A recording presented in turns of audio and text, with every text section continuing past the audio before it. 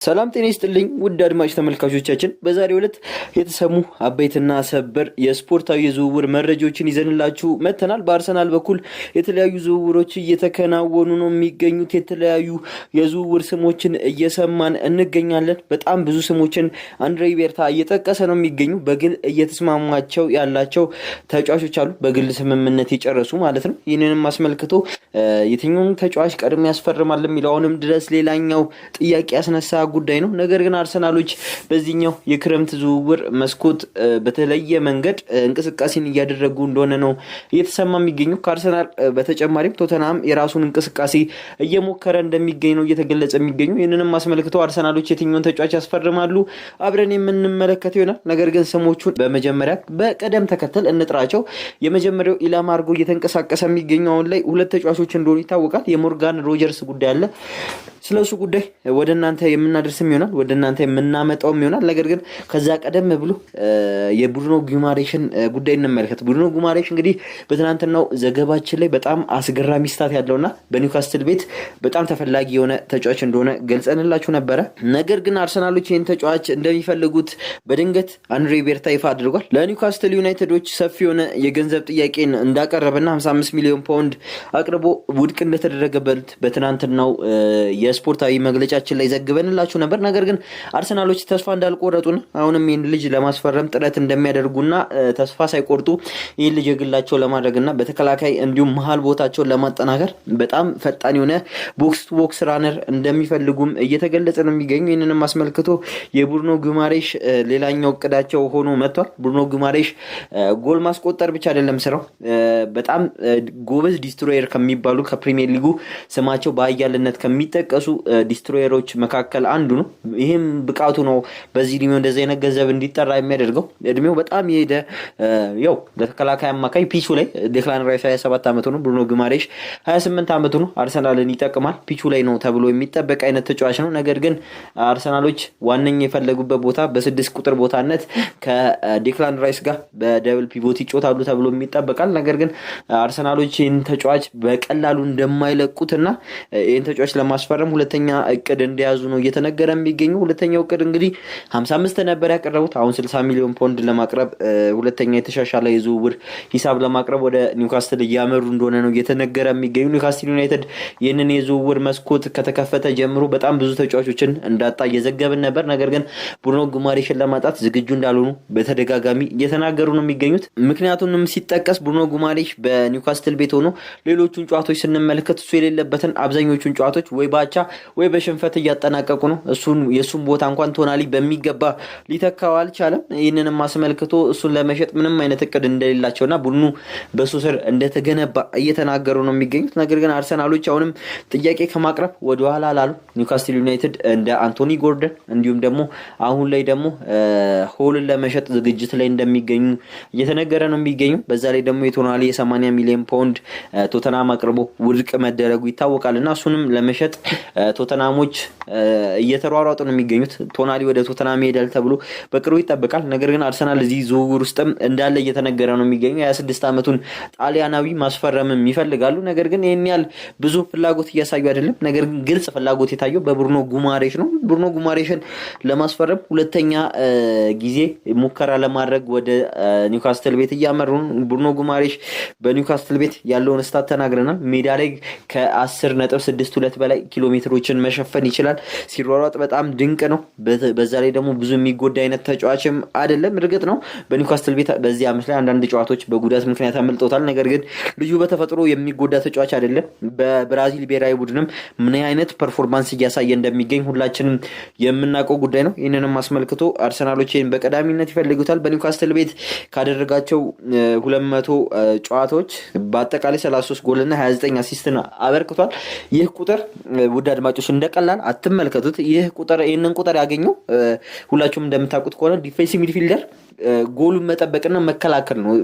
ለምሳሌ በንጽጽር ብናየው አርሰናል በቃል ስምምነት ጨርሷል እየተባለ የሚገኘው ፈረንሳዊውን አማካይ ማኑ ኮኔን ስንመለከት እሱ አሁን ብዙ ጎሎች የሉትም። በተለያዩ ዓመታት ባሳለፋቸው ጎሎቹ ከ10 የማይበልጡ ናቸው። ነገር ግን ዲስትሮየር ነው፣ እንዲሁም ሲጫወት በጣም ጎበዝ ነው በሚል ነው አርሰናል የሚፈልገው። የብሩኖ ጉማሬሽ ግን ጎል ማስቆጠርም ላይ ጎበዝ ነው፣ ሲያጠቃም ሲከላከልም በጣም ጎበዝ ነው። ትራንዚሽን ላይ ኳሶችን ያስቀጥላል። በዛ ላይ ደግሞ 29 አሲስቶችም ከተከላካይ አማካይ ማግኘት እጅግ በጣም ብዙ የሆነ ቁጥር። ስለዚህ አርሰናሎች ይህን ተጫዋች ለማስፈረም ብዙ ፍላጎት አላቸው። በኦሎምፒክ ሊዮን ራሱ 3 ጎል አግብቶ ነው ወደ ኒውካስትል ዩናይትድ ያመራው። ይህንንም አስመልክቶ ፔፕ ጋርዲዮላ በብዙ ያወድሰዋል፣ በብዙ ይወደውም ነበር። የዝውውር ኢላማው ማድረግ ፈልጎም ነበር። በጊዜው እስከ 80 ሚሊዮን አቅርቦ ነበር። ነገር ግን ውድቅ ተደርጎባቸው ነበር በጊዜው በመጣ የዛሬ 3 ዓመት ገደማ አካባቢ።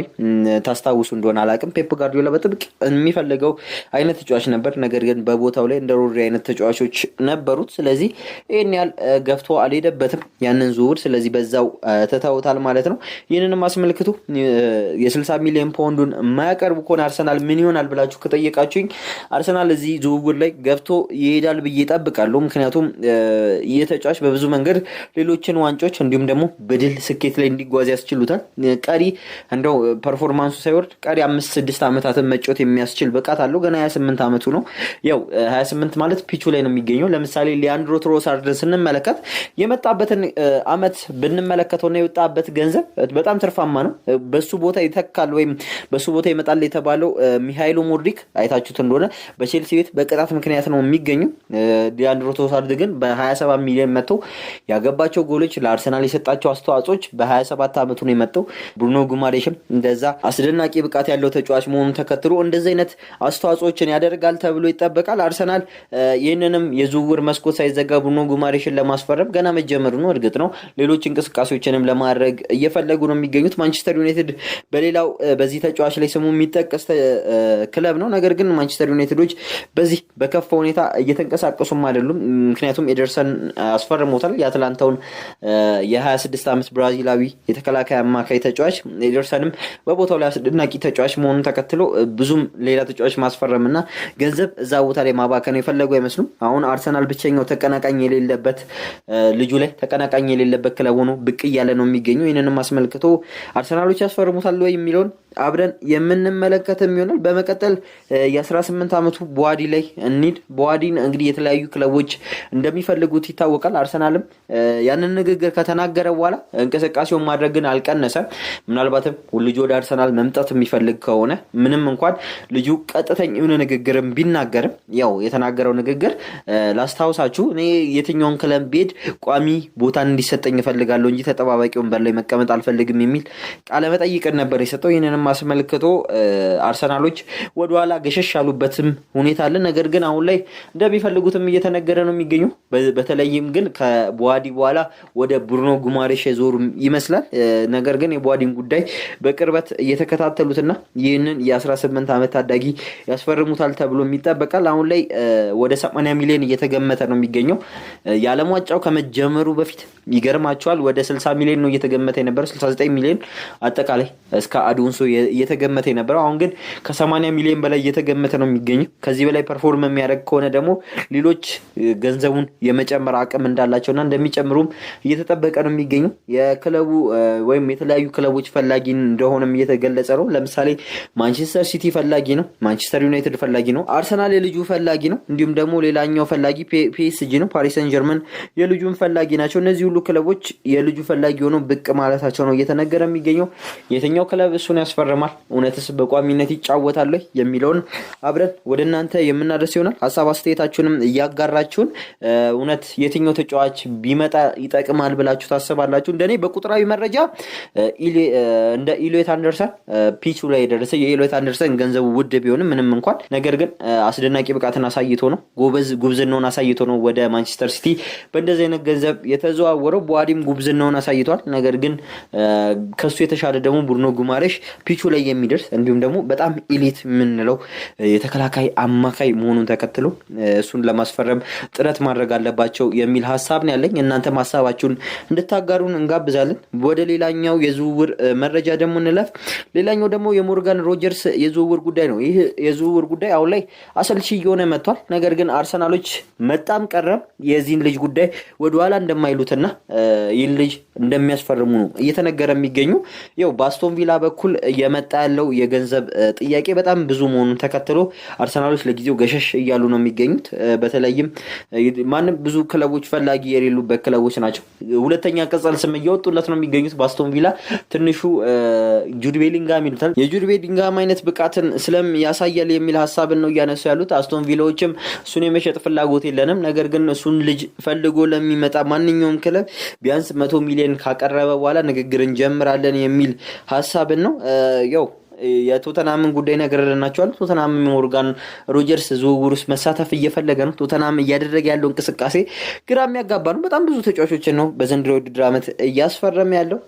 ነገር ግን የሞርጋን ሮጀርስ ጉዳይ ኦልሬዲ ከዚህ ቀደም በእናንተ ለውድ አድማጮቻችን አድርሰናል። ምክንያቱም እስከ 2031 በቃሉን ሰጥቷል ለአርሰናል እንደሚፈርምና እስከዛ ጊዜያት እንደሚቆዩ የ23 ዓመት እንግሊዛዊ በአጠቃላይ በቪላ ቤት ያስመለከታቸው ብቃቶች በትንሹ እንመልከት። በቪላ ቤት እንግዲህ ከተጫወተባቸው ጨዋታዎችና ካሳያቸው ብቃቶች መመልከት ያለብን ጎሉን ብቻ አይመስለኝም፣ የተጫወተባቸው ቦታዎች ነው። በማግኒን በግራ በኩል እንዲሁም ደግሞ በነ ቡንዲያ በቀኝ በኩል በዛ በኩል በመጫወት እንዲሁም ደግሞ ኦሊ ዋትኪንሰን በደብል ፒቮት ሆኖ አጥቂ ሆኖ እያገለገለ በዛ ላይ ደግሞ እንደ 10 ቁጥርም ሆኖ እንደ ፕሌይሜከርም ሆኖ እያገለገለ የተጫወተ ተጫዋች ነው። ቁጥሮችን ስንመለከት ግን ሜዳ ላይ የሚሸፍንበት የሜዳ ማካለል ብቃቱ በጣም አስደናቂ ሆኖ እናገኘዋለን። አርሰናል እንደሚፈልገው አይነት ዝውውር ሆኖም አግኝተነዋል ማለት ነው። አጠቃላይ ያደረጋቸውን ጨዋታዎችና በአጠቃላይ የተጫወታቸውን ጨዋታዎችና ያስቆጠራቸውን ጎል ስንመለከት በመጨረሻ የሚጠናቀቅ 37 ጨዋታዎች ለማድረግ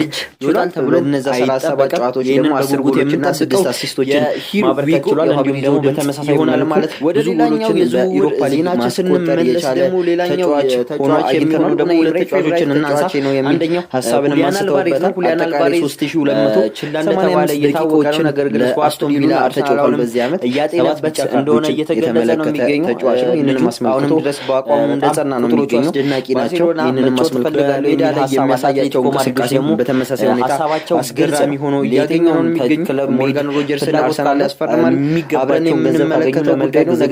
ነገር ግን የመጀመሪያ እንቅስቃሴ እያደረጉ ነው የሚገኙት አርሰናል ተፎካካሪ ባርሴሎና ወይ ሪያል ማድሪድ ከልጁ ጋር የመሸጥ ፍላጎት የላቸው ነው። አትሌቲኮ ማድሪዶች እንደሚታወቀው ከሆነ በፋይናንሻል ደረጃ አትሌቲኮ ማድሪድ ሲሞኔ በጊዜ ጀምሮ ፊርማቸው ሲያደርጉ አብዛኞቹ ፊርሞች ታስታውሱ እንደሆነ ወደ አድማጮች ውጤታማ የሆኑላቸው ነው የሚገኙ። ለምሳሌ አሌክስ ቤኒያ በትናንትና ወደ አሰልጣኝ የሚሄደው ይህንንም አስመልክቶ ኦልሬዲ ከሞርጋን ሮጀርስ ጋር እሱም የአትሌቲኮ ውጤት ነው። ስለዚህ የሚጠበቀው ይህንን ማስመልክቶ የሚለውን ሳውንድ ብቻ ነው። በቅርቡ ምናልባት የሚያስባለው በዚህ ሳምንት መጨረሻ ይሆናል፣ በዛኛው ሳምንት መጨረሻ ይሆናል። ነገር ግን ሁኔታዎችን ተፈጥሮ አርሰናል ሁሊያን አልቫሬዝን የግሉ የማድረግ እድል አለው። ነገር ግን ብዙ እንቅስቃሴዎች እየተደመጡበት አይደለም የአልቫሬዝ ጉዳይ። በተለይም የሪያል ማድሪድ የ130 እና አሎንስ 20 ገንዘብ በአጠቃላይ 150 ሚሊዮን ሪጀክት መደረጉ ተከትሎ ሌሎቹ ክለቦች መድፈርም አልፈለጉም።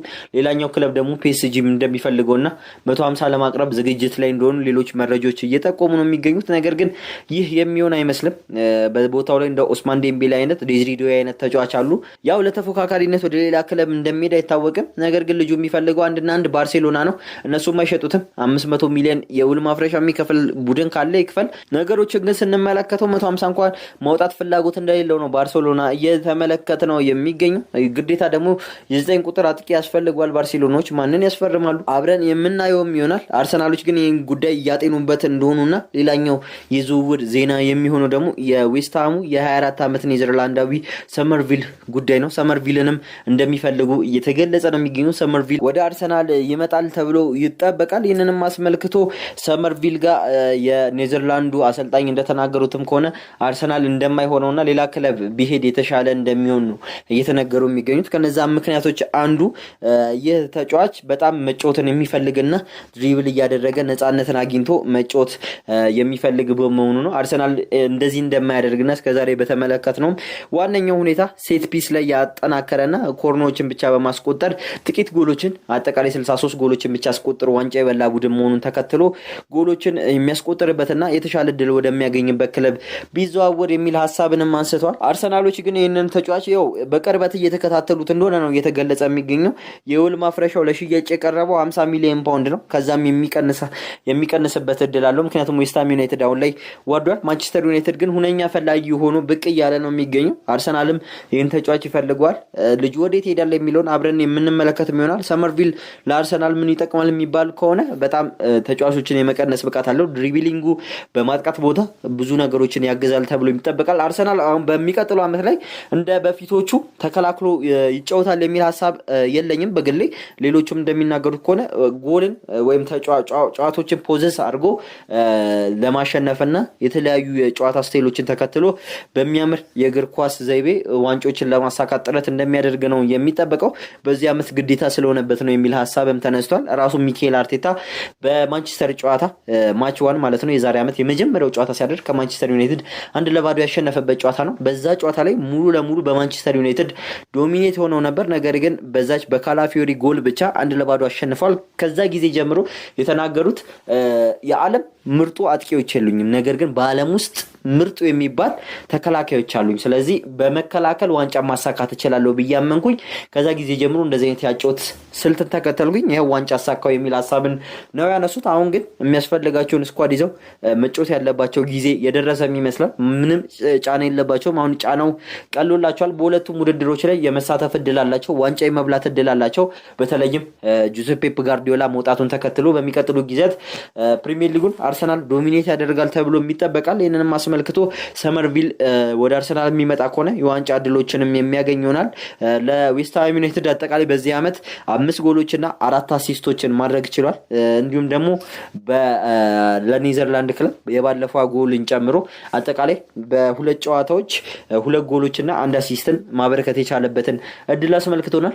የሰመርቪል ወደ አርሰናል ጉዳይ እስካሁን ድረስ የተረጋገጠ ነገር የለም። ነገር ግን ሩመሮች እንደሚገልጹት ከሆነ ወደ አርሰናል ይመጣል። ልጁ የአርሰናል የግል ተጫዋች ይሆናል የሚል ሀሳብ አላቸው። ወደ አርሰናል የሚመጣም ከሆነ ግን አርሰናልን ይጠቅማል ተብሎ ይጠብቃል። እርግጥ ነው የቋሚ ተጫዋች ላይሆን ይችላል።